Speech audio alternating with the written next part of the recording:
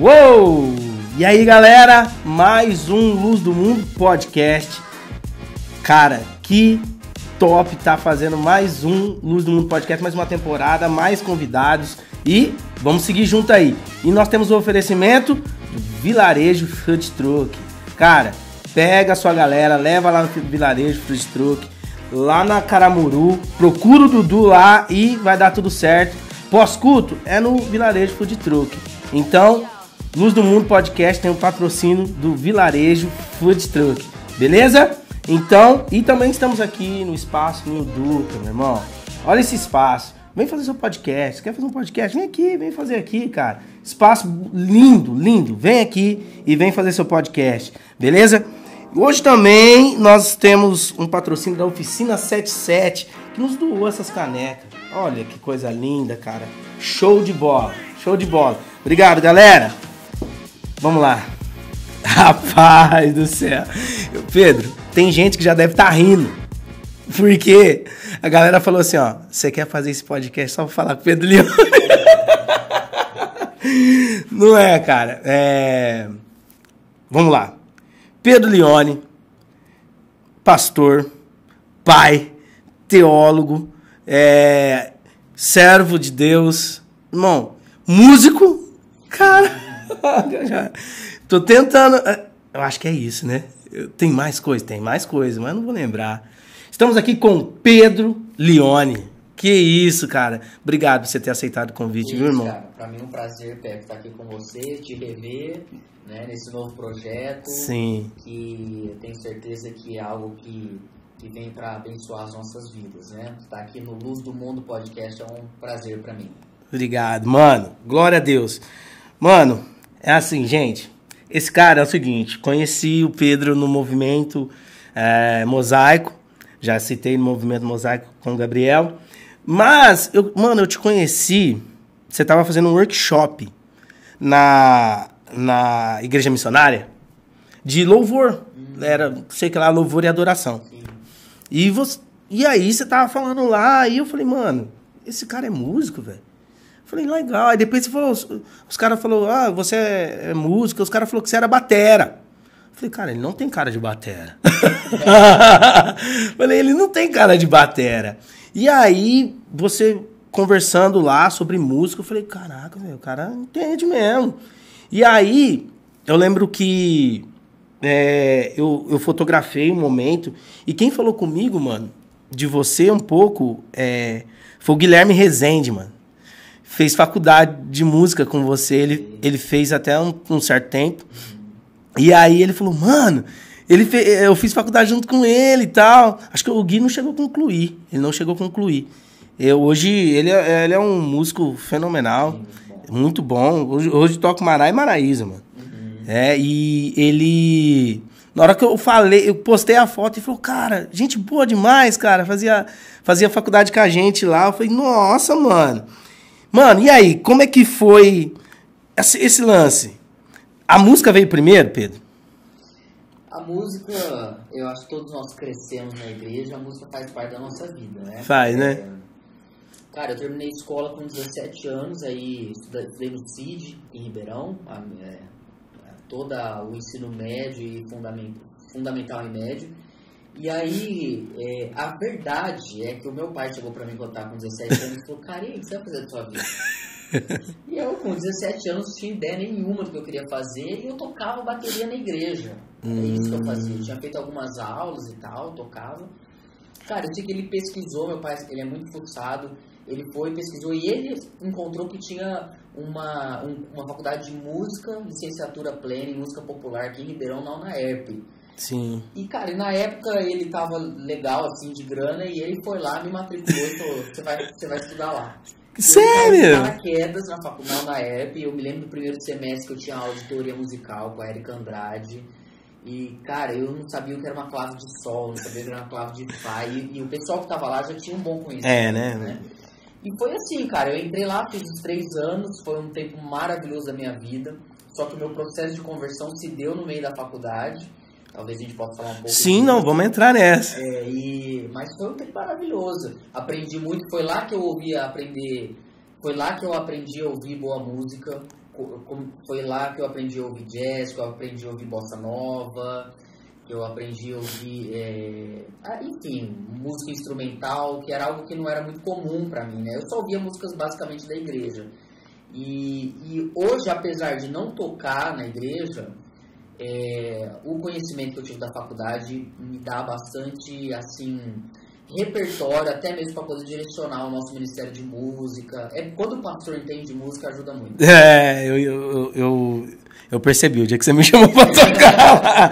Os caras me mandou repertório com BPM, cara. Eu falei, caraca, velho, isso aqui não é leigo, não. Aí eu lembrei, falei, o Pedro é músico, então o Pedro... E vamos lá, mano. E aí, dentro da faculdade, Jesus te pegou lá? Foi no primeiro ano, cara. Eu sou filho de pastor, nasci na igreja, mas dos 17 para os 18 anos eu tive, assim, Deus mudou meu coração. Eu acho que é assim que eu resumiria a minha conversão. Não foi um grande evento, não foi um evento específico, era algo que estava tendo na igreja para jovens. Era um luau que estava acontecendo numa quadra de areia e tinha uma pessoa falando e compartilhando algumas experiências. E eu lembro do que eu pensei naquele dia. Eu, com 17 para 18 anos, filho de pastor, eu lembro que eu pensei assim, cara, eu levo tanta coisa a sério na minha vida, por que não levar as coisas de Deus a sério? Sério, mano? Nossa! Cara, eu nunca mais fui o mesmo depois daquele dia. Eu lembro um pouco da experiência de conversão do John Wesley, né? Que ele fala que ele teve o coração aquecido. Na verdade, o Wesley se converteu lendo os comentários de Martinho Lutero da carta de Paulo aos Gálatas ou Romanos. Eu não lembro exatamente qual das duas. Foi Martinho Lutero, você tá falando? Isso, o John Wesley se converteu lendo os comentários do Lutero. Tá. Martinho Lutero foi Romanos. Foi Romanos, exatamente. E, cara, eu lembro de eu ter pensado isso e ali algo mudou no meu coração. E eu tava do primeiro pro segundo ano da faculdade de música e eu me lembro dos meus amigos falando pra mim, cara, o que aconteceu? Você mudou do nada. Você tá muito diferente, você não é o mesmo cara. As pessoas perceberam essa mudança. Sim. Né? Eu sempre fui muito zoeiro. Eu entrei com 17 anos na faculdade de música. No CID, a gente tinha o costume de virar a bolsa da galera. Ao contrário. Sério? Virava o estudo. Meu Deus. Então, o cara descia pro intervalo, a hora que ele voltava, a bolsa tava virada. Coisa de moleque. CID. E eu fazia isso na faculdade. A galera saía, chegava, a bolsa tava virada. Meu Deus, velho. Então, assim, aí eu passei por essa transição, né, dessa coisa descontraída, mas de repente fui levando o evangelho a sério, enfim, é longa história. Você acha que o evangelho entrou, uma convicção do evangelho entrou dentro de você? Cara, eu acho que na verdade o que entrou foi o Espírito Santo. Porque é uma mudança que ela não tem explicação. Não tem explicação, é algo divino, sobrenatural. Sim. Depois que eu fui ler, estudar teologia, hoje eu entendo o que aconteceu, hoje realmente foi uma obra hoje eu entendo que foi uma obra soberana de Deus. E porque o Espírito Santo, cara, ele age independentemente do que a gente quer que ele faça. Você pode estar falando algo, pregando algo, e ele vai lá e faz alguém nascer de novo, mesmo que você não esteja pregando sobre isso. Né? Então, assim, o Espírito é livre. João 3, né? E a gente não pode tentar também ter uma relação com ele manipuladora, de marcar um culto onde ele vai agir ou qualquer coisa do tipo, né? Então eu atribuo totalmente a minha salvação, o meu ministério, a minha vocação, ela é 100% obra soberana de Deus, assim. Não foi nada que você escolheu. Não, cara. Eu era mais um filho de pastor ali, vivendo uma vida, nunca tive uma fase fora da igreja. Tive alguns momentos que você tá meio a meio, né? Mas, assim, ali, cara, foi radical. E eu comecei a estudar, comecei a ler muito Bíblia, ler muito livro, orar, ir atrás das coisas. Mano, Pedro, seu filho Judá nasceu agora, cara. Mano, deixa eu te entender. A Suzana vem aonde aí? Okay. Porque eu vi uma foto de vocês adolescentes praticamente, Suzana mano. É minha prima, revelação aqui. Que? Suzana é minha prima de 3º grau. Ah, tá. Revelação. O pessoal fala que eu não posso usar aqui, né? Mas assim, tem gente que fala que se primo tiver filho, né, não vai dar certo, porque os 2 filhos são maravilhosos. Só uma bênção, mano. Enfim, cara, eu comecei a namorar a Suzana nessa fase, exatamente. De 17 para 18 anos. A minha conversão se deu também, a gente já estava namorando. Então a Suzana viu isso. Ah, ela nossa. junto comigo. Ela percebeu, ela foi também mudando junto. Vocês frequentavam a mesma igreja? Não, porque a Suzana, ela morava na época em São Paulo já, porque ela fazia faculdade. E eu morava aqui em Ribeirão Preto. A gente namorou à distância 7 anos depois que a gente foi se casar. Não, peraí. A gente começou a namorar muito jovem. Meu Deus, gente. 7 anos à distância? À distância. A gente se via uma vez por mês. Gente. Quando muito. Chegamos a ficar 2 meses sem se ver. Mas a gente conversava muito na época era Skype, né? Eu fazia videochamada no Skype, conversava muito, começamos a namorar conversando no MSN. Sim. Era outro mundo, né, cara? Mas ela experimentou e ela vivenciou junto comigo desde o começo, cara. Até mesmo quando eu comecei a perceber que eu tava tendo uma ênfase mais pastoral, que eu ia seguir a vocação pastoral, e ela foi vendo, a gente foi conversando, então ela tá comigo assim, desde o comecinho. Nossa, 7 anos porque você... apesar da gente ser primo, a gente não cresceu junto. Eu fui conhecer mesmo a Suzana, eu tinha de 15 para 16 anos. Sim. Entendeu? Aí, 17 anos, vocês passaram 7 anos namorando à distância. E aí, depois ela veio morar aqui... Aí quando nós nos casamos, quando a gente estava com 24 anos, aí ela veio para Ribeirão Preto, só que aí ela estava fazendo um mestrado em São Paulo, então ela morava metade da semana aqui, metade da semana lá em São Paulo. Por 2 anos essa foi a nossa vida.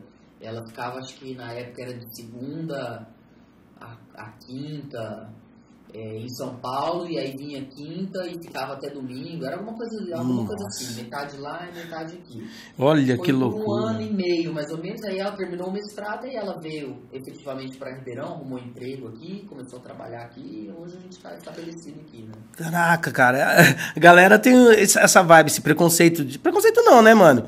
Esse conceito, praticamente, mano, namoro à distância é complicado. E você tá falando que você namorou 7 anos à distância. Cara, mano. eu acho que isso precisa ter confiança, né? Não dá pra ter um namoro à distância se você não confia na pessoa.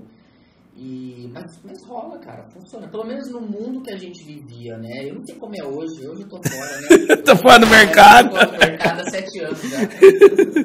Então, aí, aí ela veio, aí vocês casou depois de 7 anos. Tivemos depois a nossa filha Glória, agora em 2020, né? A gente já estava com 3 anos de casado, e tivemos a Glória. A Glória nasceu dia 1º de agosto de 2020, bem no meio da pandemia. Nossa. Né? E agora o Judá, o nosso segundo filho, nasceu, vai fazer 2 meses, né? Então a gente tá lá com uma menina de 3 e um menino de 2 meses. Glória a Deus, glória a Deus. E tem o Calvino ainda, né? E tem o Calvino, que é o meu cachorro, é o final, né? Mas o Calvino é paixão. Ai, cara.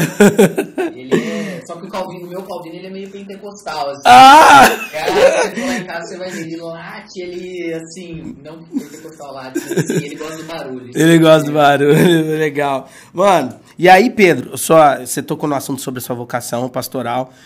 Pedro vai lá, formou em música, tal, e servindo na igreja. Chegou algum tempo, assim, de você falar, mano, eu acho que eu vou tocar secular. Eu acho que não deu tempo, cara. Jesus te pegou antes. Não, na verdade, sim. Quando eu entrei na faculdade, não na ERP, o meu projeto era ser professor de música. Nunca tive tanto interesse em tocar na noite, em projetos musicais, a não ser coisas ali que estavam relacionadas à faculdade, né? Sim, ali sim. a gente tinha a prova de banda, a gente tocava, fazia apresentações, era muito legal, cara. Foi lá que eu toquei várias coisas diferentes, né? O meu projeto era dar aula e nem tanto aula de instrumento, era dar aula em escola particular, escola pública. Eu queria fazer estágio, assim, era mais ou menos para onde a minha vida, só que eu tinha 17, 18 anos, né, cara? Nessa cidade você não sabe o que vai acontecer. Quando eu tive o meu despertar, aí o que aconteceu?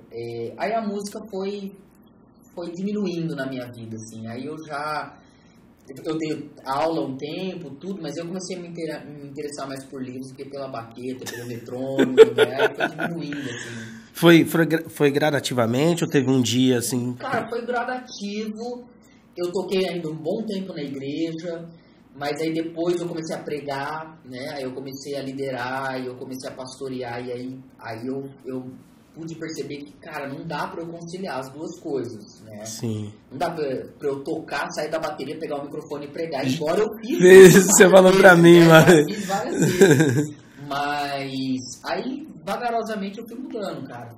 Hoje eu não toco mais. Quase não tenho saudade. A gente tava conversando esse final de semana, depois do fim do culto, cara. É uma coisa que ficou pra trás. Eu ainda sou um ótimo ouvinte. Sim, eu ouço muita música.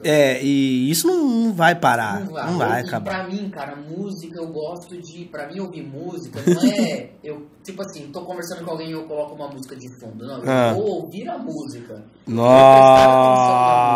Eu sou um apreciador de música. Então eu ouço bastante ainda, apesar de não tocar.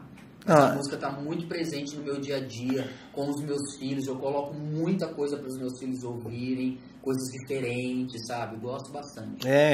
Isso é bom demais, né, cara? Eu vejo que você ouve brazuca, bastante coisa brazuca. Gosto, cara. Choro. Gosto de ouvir choro. Essa semana eu tava ouvindo o Nosso Trio. Nossa. Gosto muito, cara, assim, quando mistura choro, samba, jazz, eu acho que é muito rico, né?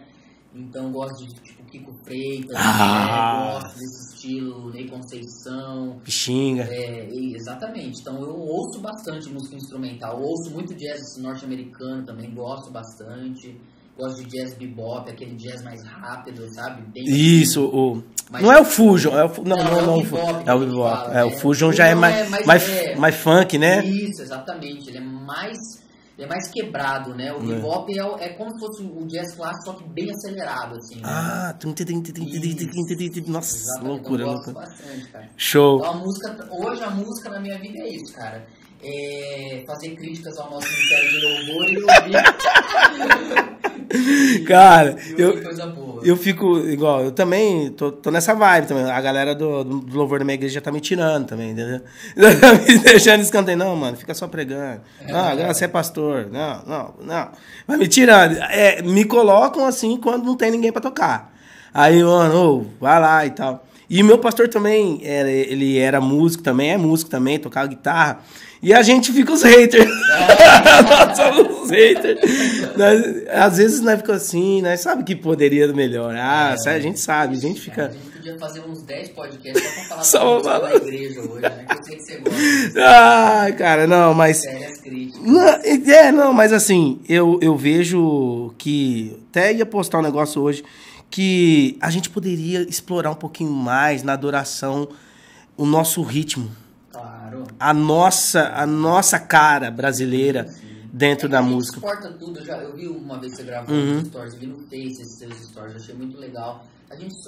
O brasileiro, cara, a gente tem uma mentalidade de que se algo veio dos Estados Unidos, por natureza é bom. E isso não é verdade, né? Não que nós não tenhamos nada que receber e aprender com os norte-americanos, mas, cara, quando o assunto é música, meu irmão, a gente tá no mesmo nível do jazz, a bossa nova brasileira. Nossa. É o mesmo nível de um jazz americano, entende? Um baião, um samba, assim... Ô Pedro, eu vou falar pra você que, tipo assim, você pegar um americano e falar, cara, toca esse baião aqui. Um partido alto. Um partido... Não, aí, entendeu? Aí você fala, mano, toca isso aqui. Eu não sei se o cara vai tocar. Não toca. Mas eu sei. Como a gente, quando tenta se meter um pouco no jazz... Por isso que eu gosto de ouvir, por exemplo, eu citei o Nosso Trio, porque é uma mistura de jazz com brasilidade. Nossa. É um negócio, assim, é fino, cara. Então, E eu acho que falta essa fineza, talvez, a gente poderia explorar isso nas nossas igrejas. É bonito. A arte, né? Assim. Nossa, Tanto que, né, uma coisa interessante, quando a gente fez 3 anos de Igreja Vida agora... Eu ia tocar nesse assunto! Nós convidamos o Pó de Café, que é um quarteto de Nossa, Duda Lazareno! Que fez o Naerp também. O Bruno Barbosa, o contrabaixista. O tecladista foi o Leandro? Não, o Leandro, quando eles foram lá, não foi o Leandro, foi um outro tecladista que agora não vou me lembrar o nome, mas o mesmo nível, assim, muito bom também. Tiraram uma foto sua assim, Eu falei, cara, eu estaria do lado, se eu estivesse lá, eu estaria do lado, assim. Muito bom. Nossa, show de bola, você levou um trio instrumental. Instrumental pra gente apreciar, cara, porque eu acho que igreja também é um lugar da gente produzir coisa artística, cultural, né? Nossa. Isso é muito bom. Eu acho que no Brasil, nas igrejas, a gente deveria fomentar mais uma amplitude maior de gêneros musicais e também a composição local. Eu vou te falar por quê. Cada igreja local, ela tem uma missão específica, ela tem os seus valores, e a música é um dos melhores meios da gente difundir uma cultura, um valor. E às vezes a gente toca músicas na nossa igreja local que fazem sentido para uma igreja de outro lugar, mas que para a nossa igreja não faz tanto sentido. Então lá na nossa igreja a gente tem fomentado isso, para o pessoal compor, para o pessoal... E a gente já está tocando músicas da nossa galera, show. Mesmo que não gravou, mesmo assim, como a gente transmite o culto, eu peço pro pessoal pelo menos registrar, porque tem direitos e tal, mas mesmo que o cara não gravou, não produziu, mas a gente já tá tocando até pra fomentar isso. Tem que fazer, cara. Eu vim de uma igreja, Pedro, que o louvor era tudo autoral. Que legal. Era tudo autoral. A gente, tipo assim, e o cara... O meu pai na fé, o Moisés, ele compunha na hora. O cara pregava, a inspiração vinha, ele tocando aqui, sabe, o teclado acompanhando, e ele já compondo, cara. Uma vez o cara pregou sobre o altar, ele meteu uma música do altar. Na hora ele fez o refrão, eu falei, que música é isso aí? Ele fez, fiz agora. E era aí uma igreja, tipo assim, era tudo músico, maioria músico secular que foi pra igreja. Então, era fácil. Dó, vambora. Entendeu? Todo mundo já sabia. Então, e aí... quando eu saio eu rompo esse lance com essa igreja, eu vi falar, nossa, cara, existe outras coisas, existe outro... E eu vi justamente isso. E, tipo assim, parece que todo mundo quer fazer igual. Parece que todo mundo quer fazer o que tá rolando lá. E, das vezes, a atmosfera dessa música rola lá. Sim. E aqui não rola. E na igreja que eu era, a gente tocava todos os ritmos, cara. Tinha vez que a gente tocava salsa. Ele fala, pode fazer, faz salsa. Pronto. E a igreja vinha. Legal. A igreja respondia. E aí tem um detalhe importante, que é como a igreja responde. Né? Isso. Então, por exemplo, hoje a gente tem um perfil de igreja que o worship não é muito o que a nossa igreja gosta. Cabe, tem alguns, a gente toca alguns, mas não é o gênero, assim, majoritário. Sim. Eu percebo hoje é uma igreja que gosta muito das músicas mais antigas, com letras um pouco mais trabalhadas. Vamos entrar nessa. Pedro, e você, lá no seu canal, você tem até dicas, né, de louvor. Cara, eu fiz alguns vídeos, isso é uma série antiga. Foi um projeto meio que teve começo, meio e fim, assim. Eu não gravo mais, meu canal até tá um pouco parado atualmente. Mas eu fiz alguns vídeos dando trazendo algumas ideias, alguns insights sobre o Ministério de Louvor. Teve alguns vídeos que tiveram até assim, deram uma finalizada, como escolher o repertório da sua igreja e tal, mas isso já faz tempo, cara. Faz. Na hora que eu na hora que eu entrei no seu canal, eu vi lá, eu falei, caraca, usei muita coisa que você fala lá. Aí eu falei, caraca, velho. E realmente, como escolher o repertório, louvores cristocêntricos. E eu falei, caraca, muito bom, muito bom. Gente, como é que é o nome do seu canal? Eu acho que nem lembro. Pedro Lione. Vai aparecer, né? O Pedro Lione é o canal. Nossa. Ele tá parado agora. Agora eu tô numa fase muito pastoral, cara. Vamos entrar nessa. São duas coisas, pai e pastor. Só duas coisas, tudo. E marido. Nossa, não.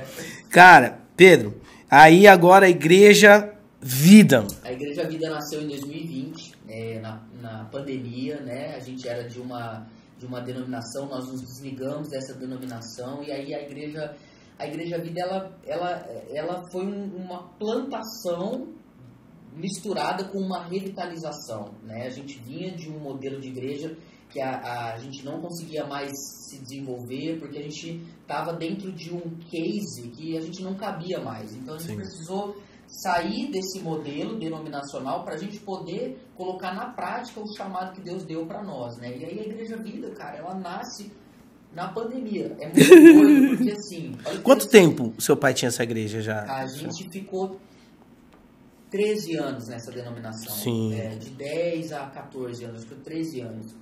E aí a gente teve algumas mudanças na pandemia. Primeiro, a gente se desligou da denominação e aí gradativamente eu me tornei o pastor titular da igreja. Sim. Eu ainda vou escrever a história da Igreja Vida, porque ela tem muitas nuances, aconteceu muita coisa interessante. Eu acho que é um modelo também muito específico que aconteceu com a gente. Mas hoje a realidade está aí. Em 3 anos de Igreja Vida, a gente está vivendo um tempo muito legal. Prédio novo chegando. Provavelmente aí em 2 meses a gente já vai estar lá no nosso prédio novo. Estamos felizes, mas, cara, o prédio para nós não é o principal. A gente não está mudando de prédio também porque era um objetivo, era um sonho. A gente nunca... A Igreja Vida, cara, a gente não tem projeto, a gente não tem alvo de crescer. Porque, para mim, crescimento de igreja é resultado. Eu não trabalho para a igreja crescer. Eu, como pastor, não fui chamado por Deus para fazer a igreja crescer.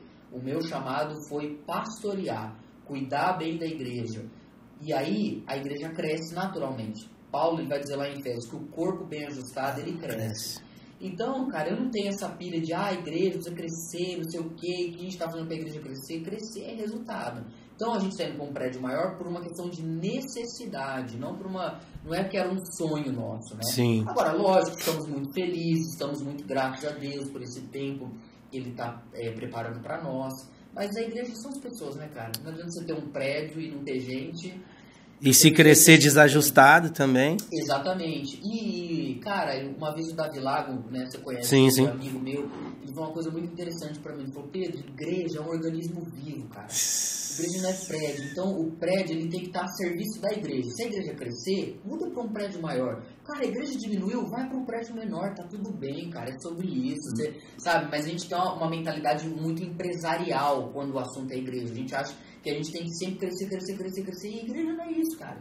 Igreja, ela é um organismo, ela tem fase, ela tem temporadas. A Igreja Vida vai continuar crescendo? Cara, não sei, isso não é minha responsabilidade. A minha responsabilidade é cuidar do rebanho que Deus me confiou. Eu acho que foi você que eu ouvi falar em um dos cursos, que eu fiz 2 vezes o curso, o mesmo curso. Eu fiz 2 vezes. Você falou assim,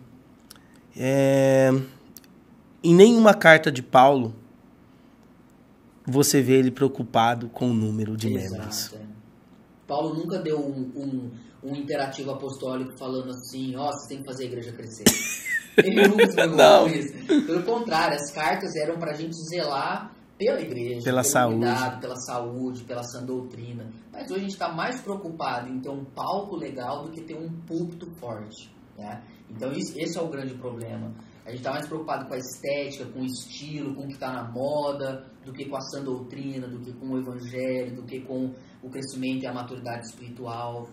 O que você está me falando a gente precisa investir em pasto, não em cerca. Exatamente. Porque, cara, eu vejo isso na Igreja Vida. Cara, e eu tenho esperança, viu, Pedro? Tem vindo pastores nessa mesma mentalidade sua. Na mentalidade de, não é a grande maioria, mas tem vindo pastores que cara, tem hora que eu olho e falo, cara, nossa, tô doideiro isso aqui, né, cara? Empresarial mesmo, visão empresarial. Ô, Pedro, o que falta no Brasil hoje não é mais o pregador. A gente tem muito pregador. A gente Bom. tem pastor. Caraca, Pedro. Um monte, cara. O Instagram virou púlpito. Mas a gente precisa de pastor que vai fazer velório, que apresenta criança, que casa pessoas, sabe? Que visita na UTI. A gente precisa de pastor. O Brasil é carente de pastor.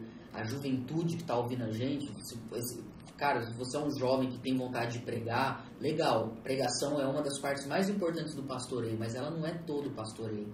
A gente precisa de pastor, de gente que ama pessoas e não de gente que ama plataforma. Então, assim, cara, essa é a nossa crise. Nossa. A gente precisa resgatar a pastoralidade na igreja brasileira. Eu tenho estudado, eu tenho lido hoje, o grande tema no meu coração, eu tenho lido muito sobre isso, sobre ser pastor, o que é ser pastor, ter um olhar para a igreja pastoral e não empresarial. Cara, assim, tempos sombrios a gente vive quando o assunto é esse. Nossa, eu vejo muito, e vejo que, tipo assim, eu vejo o cara pregando, falo, mano, mas quem que é o pastor dele? Quem que é o pastor desse cara? Até se o cara prega muito bem, legal.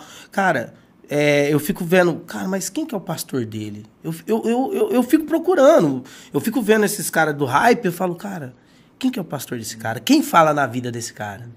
Porque chega uma hora, né, Pedro, que o cara ganha uma proporção que eu acho que ninguém consegue falar com ele mais. E se não tiver um pastor firme ali. Na igreja local, cara, deixa eu te falar uma coisa. É na igreja local que você volta ao chão, né? Então, por exemplo, semana passada eu tava muito cansado, era fim de uma tarde, era, sei lá, 5 horas da tarde, fui fazer uma visita para uma irmã muito preciosa da nossa igreja, que ela vai fazer 90 anos. Acho que eu vi essa foto. Que você tirou foto? Isso, da dona Rita. Ficou um abraço aqui pra dona Rita. E eu fui fazer essa visita pastoral porque ela teve uma queda e eu fui lá levar uma palavra de esperança para ela. Cara, só que eu saí de lá altamente edificado, né? E você se humaniza. Porque você tá ali, você e aquela senhora conversando, falando da vida real, do cotidiano. Quando você só vive na plataforma, diante de multidões, de aeroporto em aeroporto, e você está desconectado dessa realidade, a chance de você se tornar um idiota é muito grande.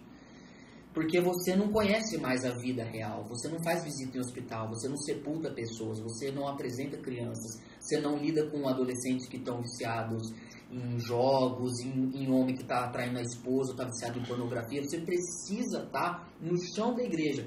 Quando você sobe para pregar, você não sobe para trazer grandes revelações dos seus estudos, mas você sobe para pregar, para trazer direcionamento para a igreja. Para mim, hoje, a pregação é um momento de pastoreamento, cara. Sim. Eu instruo a nossa igreja. Isso aqui é um momento de discipulado. Eu me dediquei 10 horas para preparar esse sermão, não é para trazer conteúdo para vocês. Vocês podem ver qualquer grande pregador no YouTube. Eu vim trazer alimento da palavra de Deus, sabe? E, cara, as pessoas vão amadurecendo pela palavra, né? E hoje eu percebo que, pelo menos no nosso contexto da Igreja Vida, as pessoas são pastoreadas pela pregação, pela palavra. Porque aí tem que ser uma pregação também que nasce da Escritura. Não pode ser uma pregação de coisas que você pensou e ideias que você teve, né? Então, isso é bom, cara. Cara, e eu lembro que você falou sermãozinhos. Essa frase não é minha. Essa frase é de John Stott. Depois eu fui pesquisar, fui ver. Sermõezinhos geram cristãozinhos. E aí, cara, acho que foi o primeiro que eu fui. Primeiro, era fórum de pregação? Fórum de pregação. Cara, você mudou toda a minha forma de pregar. Eu já estava pregando ali há uns 7 anos, uns 5, 6 anos. Cara, naquele fórum de pregação que você fez, cara, eu falei, meu Deus, você começou assim. Você começou assim, não, você foi falando lá, de repente você falou, ó, você foi explicando uma coisa ou outra, de repente você pegou e falou, ó, você não sabe o que é expiação? Você não sabe o que é propiciação? Você não sabe o que é redenção? Você não sabe o que é justificação? Você está pregando o quê? Eu fiz assim, pera. Eu falei, peraí. Eu anotei, eu ia trazer o cara, esqueci. Eu anotei esses nomes, eu falei, eu vou pesquisar isso aqui. Por quê? Tipo assim, a gente sabe tudo, mas eu falei, cara, isso tem que ficar mais evidente na pregação. E aí, muita coisa, exaltar a glória de Cristo. Eu falei, caraca, velho. E eu falava, cara, eu cheguei em casa, a primeira vez que eu fui do fórum, eu falei, cara, como isso me edificou. Como saber, como exaltar a glória de Cristo me edificou. Eu quero fazer isso mais. Eu quero fazer isso, eu quero levar isso para a minha igreja. E aí você quebrou todas as pregações. Imagina, foi num sábado, eu tinha que pregar nesse sábado. Aí, meu irmão, cadê Cristo aqui? Pedro, toda escritura fala de Cristo? Toda escritura, Cristo é a chave hermenêutica da palavra, né? Ele é a rocha que Moisés feriu, né? Você tem que pregar Cristo em todo o gênero literário, você tem que pregar Cristo em salmos, você tem que conseguir pregar Cristo. Você não pode explicar Jesus por meio de Moisés, você tem que explicar Moisés por meio de Jesus, né?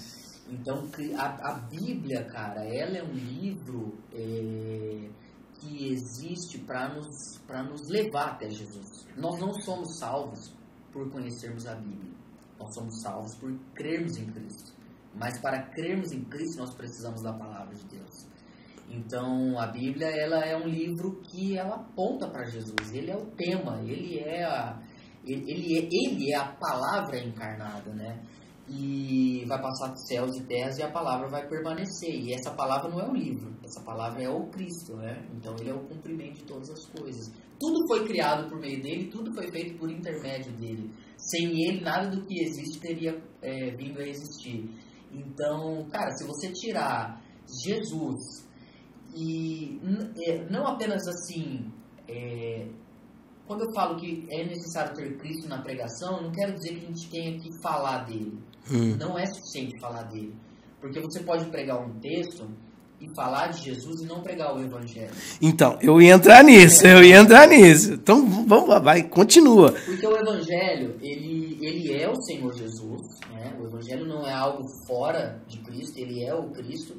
Mas o Evangelho, ele tem uma dinâmica. Ele tem um drama, ele tem uma lógica. Então, por exemplo, vamos pegar um texto muito simples. Você pega Jesus andando sobre as águas, né? E aí você pode pregar esse texto. Esse texto está no Novo Testamento, esse texto tem Jesus, e aí você vai pregar e a tônica da sua mensagem, a essência dela pode ser mais ou menos assim. Ah, cara, você tem que sair do barco, porque se você não sair do barco, como Pedro, você não vai andar sobre as águas. Você não pregou o Evangelho. Você trouxe uma mensagem desafiadora para a igreja. Mas a lógica da mensagem, ela tem muito mais a ver com a lei do que com o Evangelho. Como é que se prega o Evangelho num texto desse? É mais ou menos assim. Cara, que privilégio a gente tem. Nós estamos em um barco onde quem está do lado de fora é Cristo. Ele nos convida a viver uma vida que está para além do que o mundo pode assegurar para nós. Vale a pena sair do barco e viver uma vida de dependência total com Cristo. Pode sair do barco. Pode sair, ele já está te esperando. Pode sair. Porque esse é o Evangelho, entende? É um apelo a uma resposta e não uma iniciativa. Nossa. O Evangelho é um apelo a uma resposta. Não uma iniciativa. Porque Deus, ele já nos amou primeiro. Então, por que eu estou dizendo isso? Porque você pode pregar, por exemplo, os 10 mandamentos de uma forma evangélica e você pode pregar um texto do Evangelho de Mateus de uma forma legalista. Sim. Então não é nem o lugar que o texto está. Ele pode estar no Antigo Testamento, mas ele é pregado à luz do Evangelho, entende? Então essa é a diferença. Porque igual se você pega salmos, orações precatórias... Isso. Dentro do Evangelho isso já... Você quer mesmo entrar? Não. Assim, dentro do Evangelho isso já não cabe, porque não cabe. Jesus, ele quebra isso. Eu porém vos digo, né? Ele interpretou a lei. Ele interpretou, ele falou, não, se alguém te fizer... Te dá um tapa numa face, vira outra face. Se alguém te pedir uma tapa, dá também a sua túnica. Pedir para andar uma milha, anda duas. Então ele quebra, e se orai por aqueles que vos maldizem, orar para aqueles que vos perseguem. Então já não cabe. Eu entendo, a gente, olhando os textos de Salmos, a gente entende que Salmo é o cara falando, velho. É o cara falando com Deus, e aí é sem papa na língua. Sim. Aí, sem papa na língua. Então, ele tá falando com Deus. Mas, meu irmão, nós temos que ver tudo pelo filtro do Evangelho hoje. Também ali, quando você pega um salmo desse, Israel não é como... A nação de Israel, ela era uma nação que representava o reinado de Deus na terra. Sim. Então, quando o salmista ora fazendo um pedido imprecatório, ele ora na posição de Deus. Deus pode realmente destruir os inimigos dele e quebrar as mãos. Entende? Só que Deus, ele hoje reina no mundo por meio do príncipe da paz, né? Então, Israel deixa de ter esse papel que tinha ali na velha aliança, e hoje o reino ele vem com a sua revelação máxima na pessoa de Cristo. Mas e a justiça de Deus? Ela vai acontecer. O Apocalipse revela isso. Sim. Mas quem vai fazer é Deus e não a igreja. Nossa. Quem vai fazer é o Cordeiro. Exatamente. Né? Entendeu? E, cara, Pedro, como é que você tá vendo as pregações de hoje? Eu não vejo. Nós temos isso. Pronto, tá respondido. Aí, galera, que nós temos esse conceito seu. A gente às vezes fala sobre você, a gente fofoca do bem sobre você, fala, gente, eu acho que o Pedro ele vive em outro mundo. Ele vive num mundo chamado Igreja Vida. Porque eu falo, cara, era isso mesmo que a gente tem em mente. Eu e alguns amigos falando, cara, o Pedro, ele tá aquém de tudo isso aqui que a gente vive. E aí a gente fica assim, eu acho que ele tá certo. Eu acho que ele tá certo. Saindo necessariamente do campo da pregação, eu acho que a gente está falando, por exemplo, de um tema maior, que é influências, pessoas que me influenciam, Sim. quem eu vejo, quem eu ouço, e eu tenho muitas pessoas que me influenciam. Eu tenho uma frase que eu falo assim: é impossível você não ser influenciado por alguém, mas é possível você escolher quem vai te influenciar. Então, cara, eu escolhi as pessoas que eu quero que me influenciem, né? Pessoas mais velhas, pessoas que não estão no mainstream. Você falou, só leio mortos. Só leio mortos. Eu converso hoje com muitos vivos. Eu conversei, por exemplo, com o pastor Ricardo Agreste, que é uma grande influência para mim. Pastor Ziel Machado é uma grande influência para mim. Tenho outros pastores, tenho comunicadores, mas cada um me influencia em setores diferentes. Agora, quando o assunto é o que pregar, a igreja, o que fazer, cara, eu acho que isso é uma pergunta que deve nascer do lado de dentro da comunidade, com a liderança da igreja, com a comunidade da igreja. Essa é a minha crítica um pouco com o sistema denominacional. Eu sei que agora vou falar de algo um pouco polêmico, mas o que eu quero dizer é o seguinte: cara, eu acho que uma denominação ela é importante quando ela capacita uma igreja local a ser quem Deus quer que ela seja. E não quando ela vem com uma visão de cima para baixo e impõe aquilo na igreja local, porque cada igreja local tem a sua realidade, né? E tipo assim, deu certo lá. Exatamente. E aqui talvez seja outro contexto. Outro contexto. Talvez não, vai ser outro contexto. Então, assim, eu tenho sim pessoas que me influenciam, mas o mainstream, cara, eu não vejo. Não sei te falar o que o ciclano tá pregando, Glória a a música Deus. tá arrebentando. Isso realmente... eu escolhi, cara, não quero saber, não sei o que acontece nas igrejas, não fico olhando o canal de igreja, porque eu acho que, cara, quando a gente tem muito tempo pra ver o que todo mundo tá fazendo, é porque a gente não tá fazendo nada. Porque se você tá fazendo algo realmente, assim, importante, você precisa de tempo pra isso, né? E eu não quero que isso soe arrogante, eu não tô dizendo que a gente não tem que aprender com os outros. Cara, eu tenho influências, assim... Eu posso nomear, se você quiser. Cara, que suas influências... Eu vou te perguntar qual área, essa área, isso aqui. Eu sei te falar, eu te indico os livros e tal. Mas são pessoas, assim, que estão junto comigo, fazendo o que eu faço. Mas não é essa coisa midiática que tem hoje. Sim. Cara, geralmente o que tá na moda não deve ser copiado. Sabe? A igreja tem 2000 anos de história. Acho que a gente tem que olhar muito para trás de novo, aprender. Então, assim, realmente, quando o assunto é mainstream, eu não sei, cara. Não sei, eu não ouço, não conheço. Então nós tá certo. Então a nossa ideia sobre você tá certa. Pedro, você tem uma ênfase também como você se projeta ali no Instagram e YouTube, o devocional. O devocional. Ai, cara. Uma outra ênfase do meu ministério. É a melhor parte do meu dia. É a melhor parte. É aquilo lá mesmo, Pedro? É aquilo lá. É todo dia. Cara, ler a Bíblia pra mim se tornou um prazer, cara. Eu não leio a Bíblia. Outra coisa interessante de dizer, isso eu aprendi com o Ziel Machado. Eu não moro no texto que eu prego. Então, o que eu quero dizer com isso? Eu estou pregando João atualmente. Sim. Cara, o João não é a minha leitura devocional. A minha leitura devocional... Eu estou, por exemplo, terminando Apocalipse agora, estou terminando Salmos e estou em Êxodo 25. Então, assim, por quê? João é a sua pregação. É a igreja, cara. Isso, a igreja precisa de João. A igreja, e eu também preciso, Sim. porque eu sou a igreja, mas assim, o que está em Êxodo, em Apocalipse, em Salmos, é para mim, é para o meu caráter, é para minha pessoa. O problema é que os pastores, com o passar do tempo, eles começam a se esquecer de que são seres humanos, eles acham que eles são só pastores, e não são, né? E eu sou muito cercado de pastores e pastores quebrados, isso que me ajuda muito. É um outro assunto que a gente poderia falar, Sim. que é o meu pai e o meu sogro, são as minhas maiores referências da vida pastoral do lado de dentro, sem ser projeto. Sim. Então eu quero me manter ser humano. Eu acho que o maior desafio do pastor é terminar humano, porque a gente vai se profissionalizando. Então a vida devocional é o lugar onde eu não me torno um profissional, é onde Deus quer falar comigo, é onde Ele me confronta, é onde eu me delicio também com a palavra de Deus, cara, é gostoso, eu não tenho mais, eu já tive aquela fase, eu tenho que ler tantos capítulos por dia, eu acho que isso até é importante em algum momento da nossa trajetória, mas, cara, a vida devocional pra mim, ela é a base da minha vida, cara.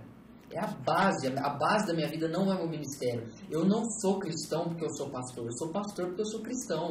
Eu posso virar Uber, eu posso me tornar qualquer coisa no futuro, cara. Pode ser que um dia eu não pastorei mais, isso não vai fazer com que eu deixe de ser cristão, que eu leia a Bíblia, que eu ore.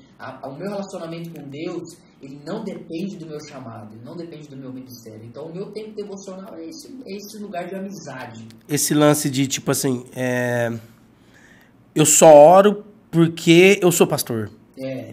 Eu só leio a Bíblia porque eu tenho que ensinar. Eu tava até brincando com a Igreja Vida esse domingo, porque eu tava falando que, como eu tenho 2 filhos pequenos, e agora o Judá ainda não tá indo, né, que ele ainda é muito novinho, eu tô indo só eu e a Glória no culto da manhã, e, cara, a minha vida de domingo de manhã, eu prego em 3 cultos todo domingo.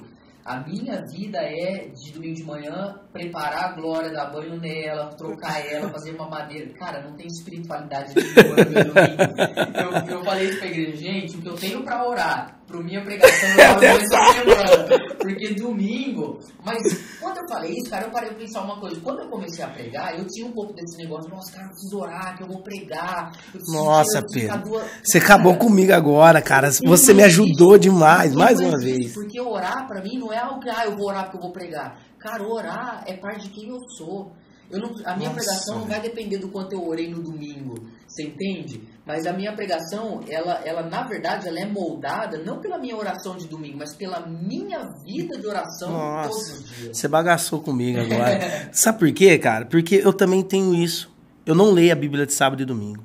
Eu não tenho tempo devocional de sábado e domingo. Eu tenho tempo devocional de segunda a sexta. Chega no sábado, eu tenho que pregar no Legacy, tenho que pregar no culto do jovem. E domingo é aquela correria com filho, com igreja, um monte de coisa.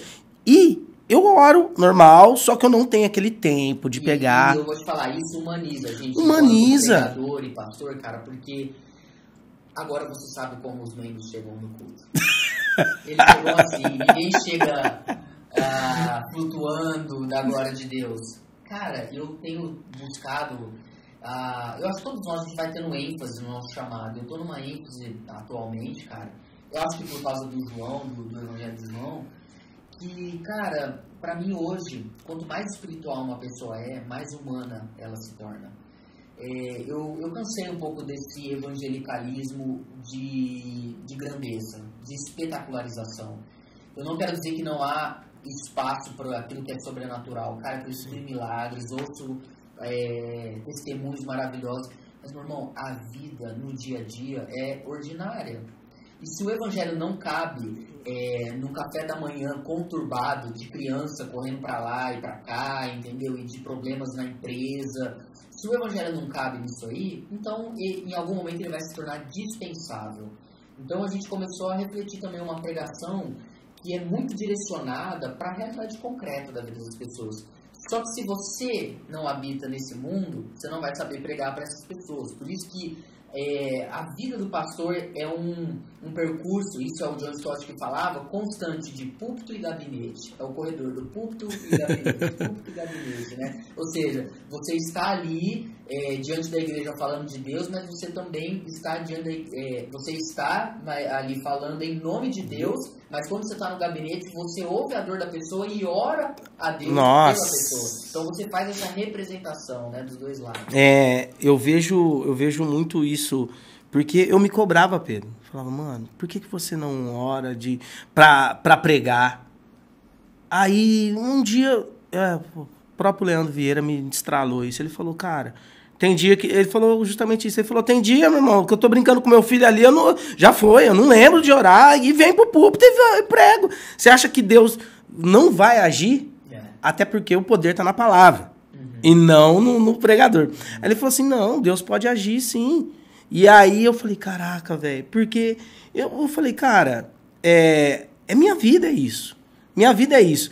Só que Deus não vai ouvir porque aquele dia eu vou pregar, então eu tenho que fazer uma oração poderosa aqui. Deus me enche. Não, meu irmão, me enche com o seu poder agora. Não, ele me encheu lá na segunda, ele tá me enchendo. E posso falar, quando você vive assim, é cansativo ser um líder, um pastor, porque no fundo o que está por trás desse tipo de mentalidade é que você ainda acredita na sua performance, sabe? Não é nem a oração, o que está por trás é assim, cara, eu vou arrebentar hoje porque eu orei. Não, entende? E, cara, isso ainda é uma confiança.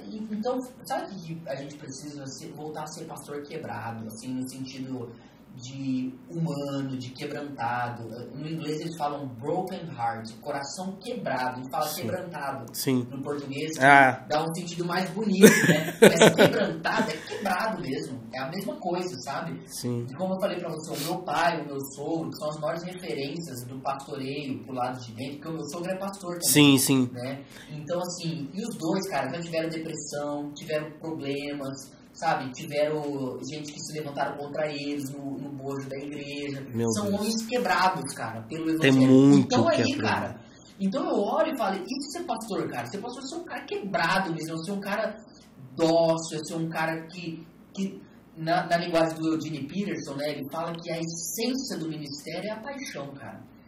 E paixão não pode ser paixão por pregar. Sim. Paixão por ensinar. Tem que ser paixão por Deus, né? Então a gente... E onde se cultiva a paixão por Deus? Na vida devocional. Sim. Pedro, eu tô com uma dúvida aqui, é pessoal. Cara, responde aí pra mim. A gente nasce amando Deus ou a gente aprende? Eu não preciso nem dar a minha opinião pra você. Eu vou responder essa pergunta biblicamente, né? Todos nós estamos destituídos da glória de Deus. Já nascemos inimigos de Deus. Não apenas não amamos, como odiamos. Porque Ele é santo. Porque Ele é santo e porque Ele é Deus. E a gente tem dentro de nós a essência do pecado, que é querer ser Deus. Ou ser igual a Deus. Foi isso que levou Adão e Eva ao pecar. Então,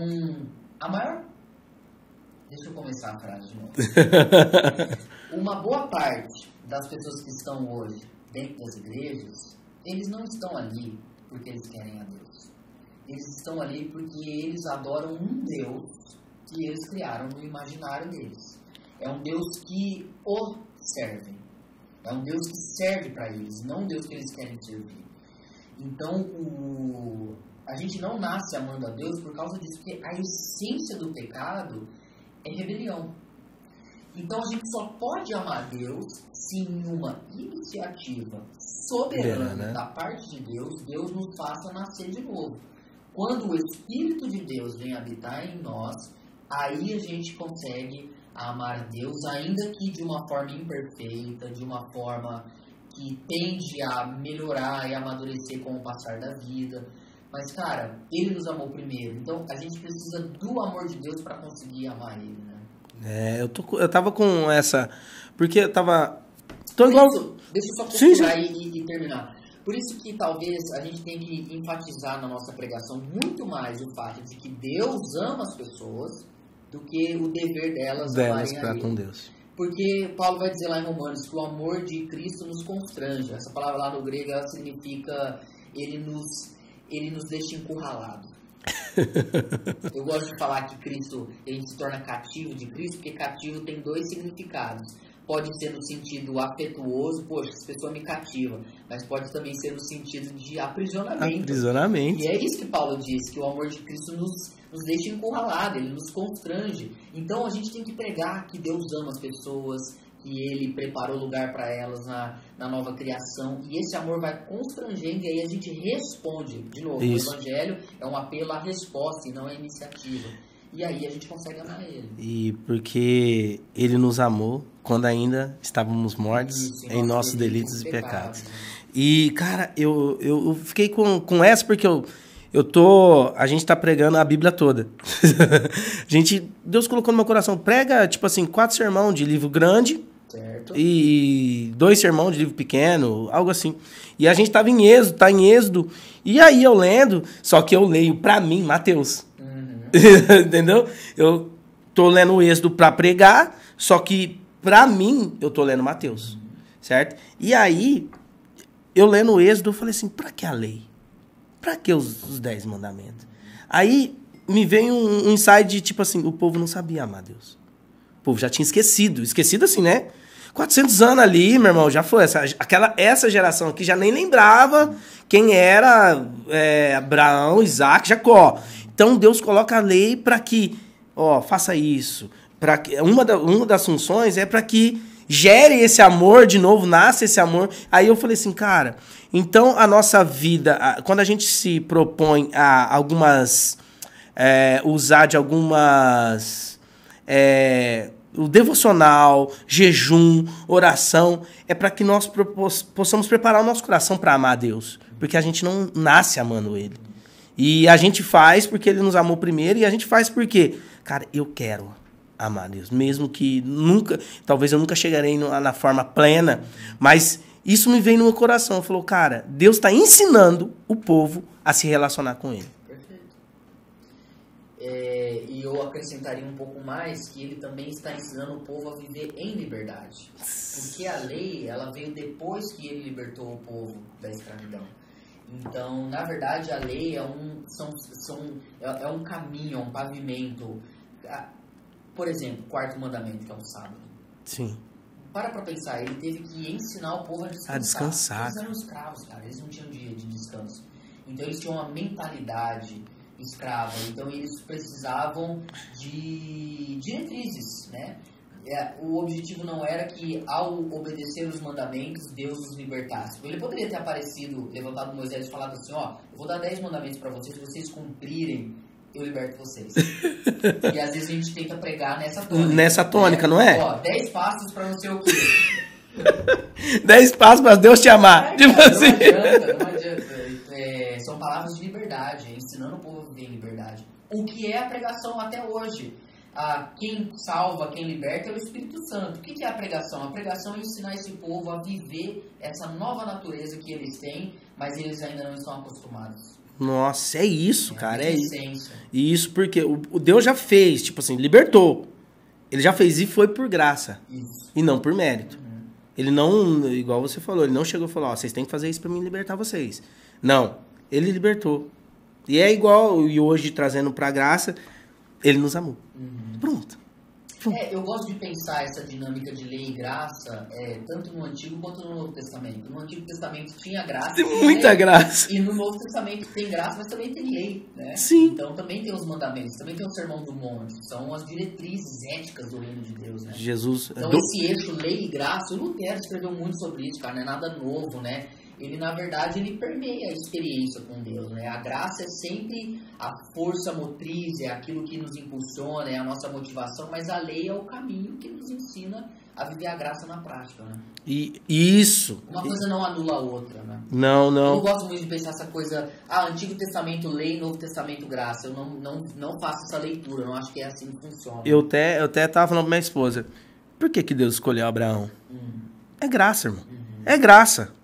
É graça. Cadê a graça aqui? É graça aí, ó. Abraão lá em Ur dos Caldeus. Pra que Deus escolheu aquele cara? Então já tem graça ali. Já tem graça quando Adão e Eva peca e Deus prepara algo pra eles ali. Já tá graça. Era pra...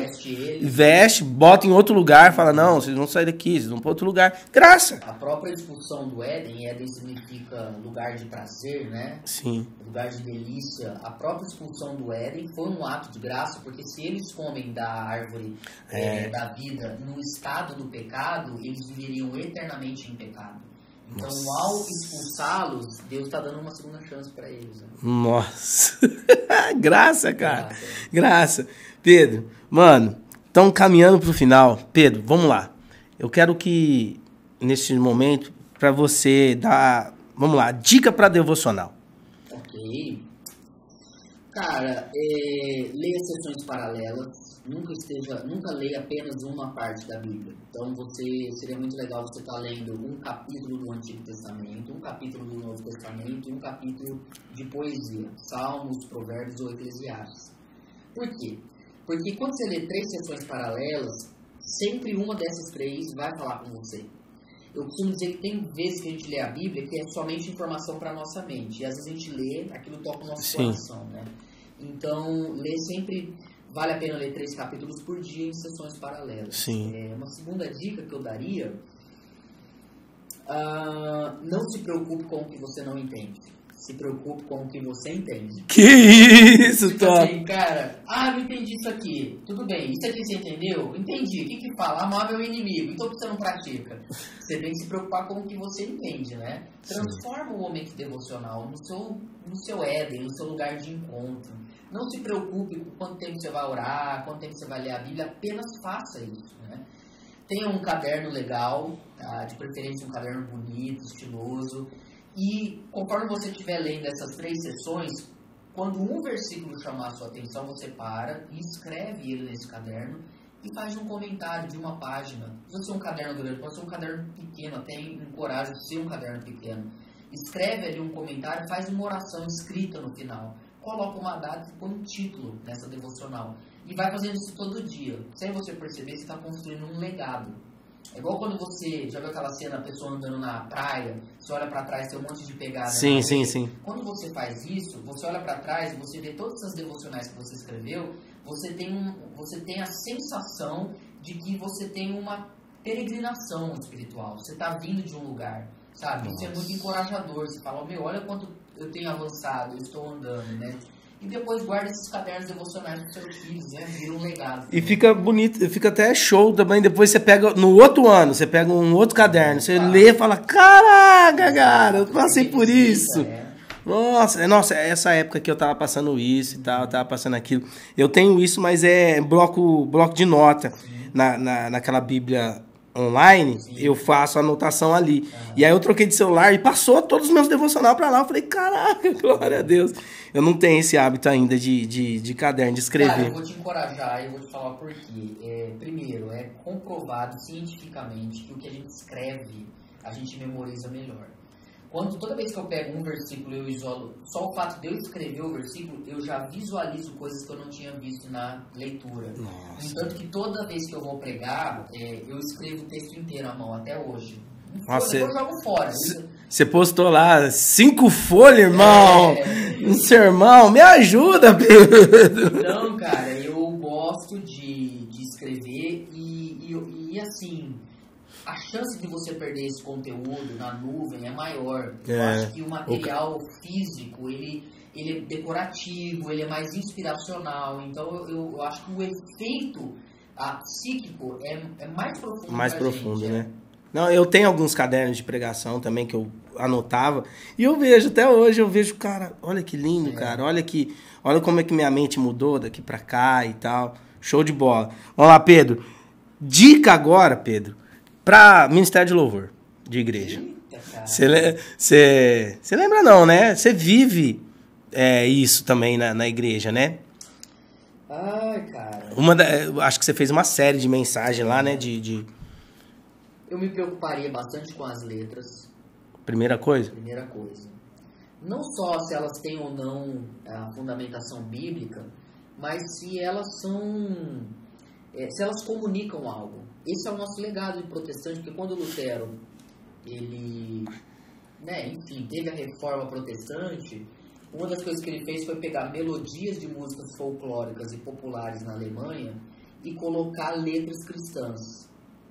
Por exemplo, você conhece a melodia? Parabéns pra você. Sim. É como se eu pegasse essa melodia e colocasse um versículo nela. Sim, sim. Então ele pegou as músicas populares e letrou com a escritura. Então a música, ela é uma ferramenta muito forte no bom sentido da palavra, de doutrinação para a igreja. Então eu olharia com mais atenção para as letras, porque elas comunicam. Então seria muito legal se elas tivessem mais verdades da palavra. Eu tomaria também cuidado com a complexidade rítmica e também melódica, harmônica. A igreja canta com naturalidade? Se é algo que a igreja assiste, tem espaço. A gente pode de quando em quando ter coisas assim, mas não pode ser a regra, porque o momento do louvor, cara, é um momento congregacional. Então é um momento da comunidade. Outra coisa, abaixa o volume. Coisa muito alto hoje. É uma briga lá na igreja. Eu brigo muito com o pessoal. Cara, baixa isso, eu quero ver a igreja. Porque não é show, cara, não é apresentação. Eu não sou contra fumaça, não sou contra luz, não sou contra parede preta, mas eu sou contra a gente achar que isso é o mais importante. Então, precisa diminuir o som, a gente precisa ouvir mais a igreja cantar. Eu acho que a gente precisa resgatar. Por que o pessoal gosta, cara? Jesus em tua presença. Porque todo mundo canta. Todo mundo canta. A melodia é fácil, a letra é boa. Cara, a gente tá tendo que voltar a tocar música antiga porque as novas são ruins. Entende? Legal, eu acho que é muito bom a gente resgatar sempre coisas e voltar pra trás, mas eu olharia pra essas coisas, sabe? Eu acho que a gente... E outra coisa, isso eu vou falar com muito amor e carinho de verdade, pro pessoal que toca. Galera, baixa a bola, velho. Vocês estão assim, baixa a bola. O momento do louvor não é um momento de estrelato, de performance. Hoje é muito, eu acho que a galera assim... Eu tô falando isso do geral. Do geral, sabe? Eu uma vez chegou uma época que a galera queria filmar, né? Tava tocando, tipo, o guitarrista tocando, e ele que tava com o celularzinho ali filmando e tal. E aí eu até perguntei pra um pastor amigo meu, eu falei, mano, o que você acha disso? Porque eu fiquei em dúvida. Falei, mano, pode rolar um negócio, mano, eu vou fazer aquela frase pra ficar boa no vídeo. Eu vou fazer aquele chops pra ficar bom no vídeo. Eu falei, pode rolar isso? Falei, mano, me ajuda, porque eu fui músico secular e das vezes tá rolando ainda na minha mente isso, porque o músico secular, ele quer se exibir mesmo, tem jeito. Mas quando você vai pra igreja, irmão, é outra atmosfera, é outra parada. Outra coisa, talvez a mais importante de tudo que eu posso dizer para dicas, vocês precisam desenvolver uma teologia da adoração. Os nossos ministérios de louvor não tem teologia, por isso que é ruim. Cara, imagina a gente ir pregar e não ter estudado teologia. É um desastre, cara. E por que os caras não Agora, estudam? lógico, a gente como pastor, líder, a gente precisa fornecer, apontar caminhos, às vezes até proporcionar isso, pagar um curso, investir também, encorajar, motivar. Sim. Mas a gente não tem teoria da adoração, a gente não tem a parte teórica, a problematização. E a maior parte dos problemas que a gente tem hoje no Ministério de Louvor é por causa disso, cara, né? Então, assim, é um assunto fascinante, eu gosto muito, é uma área extremamente importante, cara. Adoração, louvor, a louvor. música na igreja, isso é bíblico. Antes de Jesus e dos apóstolos irem para o jardim de Getsemane, eles cantaram uma música, cantaram um hino, cara. Entende? Então é bíblico, é profundo. Só que a gente precisa ter mais... eu acho que a profundidade do nosso conhecimento em relação a isso tem que condizer com a grandeza do que é o ato, do que é o serviço. Não é só ali abrir a boca ou... Cantar, tocar, exatamente. E ter essa consciência, cara, nós vamos trazer a presença de Deus aqui. Nós abrimos o culto, nós trazemos essa parada, essa atmosfera. Então não é só abrir a boca, fazer um acorde diferente... Eu acho que não é que falta espiritualidade, eu até acho que a maior parte das pessoas entendem essa coisa... Essa responsabilidade. Essa responsabilidade espiritual, só que zelo sem conhecimento não adianta. Você entende? Putz, como é que... zelo sem conhecimento... É burro, na verdade. A frase, né? Fanatismo, acho que... Exatamente. Fanatismo. Não quis ser duro, mas é isso. E eu percebo, a galera tem zelo, que é muito importante. Também não adianta só ter conhecimento e não ter zelo. Mas eu acho que, no geral, falta essa profundidade, cara. Porque aí as pessoas vão mais... Cara, eu tô há 10 anos estudando sobre o que é pregação, velho. Quando eu subo pra pregar, por trás do que eu falo, tem um arcabouço de conceitos, de entendimento do que é pregação. E o louvor não pode ser diferente. Eu falei pros caras, a última vez que fui pregar, eu falei, cara, pra eu estar pregando isso aqui, eu assisti 17 vídeos. Então. Pra entender toda a história de Israel. Não é uma parada. Então, por que o cantor não pode estar em casa... se preparando, falando, mano, deixa eu ver aqui, o que eu vou falar? O que essa música tá falando? Sim, é claro que eles são voluntários, eles trabalham, sim. disso, mas eu acho que também a nossa responsabilidade como igreja local, liderança, fomentar, fornecer, porque às vezes a gente fica tão preocupado assim, se chegar pros caras e falar, cara, melhora o repertório, abaixa o volume. Só mandar. Mas tem que ter algo mais profundo. Tem que ter. Gente, eu consegui... ficar 1 hora conversando com o Pedro Leone. Que isso, cara. Que show, Pedro. Mano, obrigado pelo seu tempo. Obrigado por tudo que você tem derramado aí. E eu tenho bebido muito o pessoal fica até bravo, fala, mano, toda semana o Pedro Leone tá no seu story. Eu falei, mano, me ajuda, né? Me ajuda. É só ouvir o que ele prega, que aí vocês vão ver por que ele tá no meu story. Porque, cara, assim, particularmente, você me agregou muito no meu ministério. Muito, muito, e que Deus te abençoe, que você continue nessa. Mano, oro muito por você, falo, Deus, dê graça, dê sabedoria, dê revestimento, tudo que o Senhor puder para Pedro, para que ele conserve nessa sã doutrina e que você inspire mais e mais gente, como foi comigo. Mais e mais gente. Todo mundo. Eu tenho uns 2 membros seus lá, que foi eu que indiquei, você sabe, né?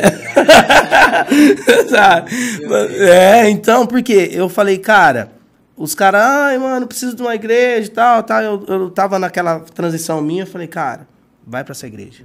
Vai pra essa igreja, porque eu conheci e, mano, muito bom estar aqui com você, muito bom, obrigado pelo seu tempo. Deus abençoe você, Judá, a Glória, sua esposa, Suzana. Vamos marcar com ela, né? Vamos marcar com ela. Tem 7 anos namorando. Vocês têm muito o que falar. Obrigado, viu, mano? Cara, eu que agradeço, Pedro, obrigado. Deus abençoe também esse projeto. Conserve também seu coração e que você, cara, consiga pôr na prática do que Deus tem te direcionado, né? E segue firme, irmão. Servir a Deus é a melhor coisa que a gente pode fazer na nossa vida. Aleluia, glória a Deus. E é isso aí, galera. Luz do Mundo Podcast, Pedro Leone.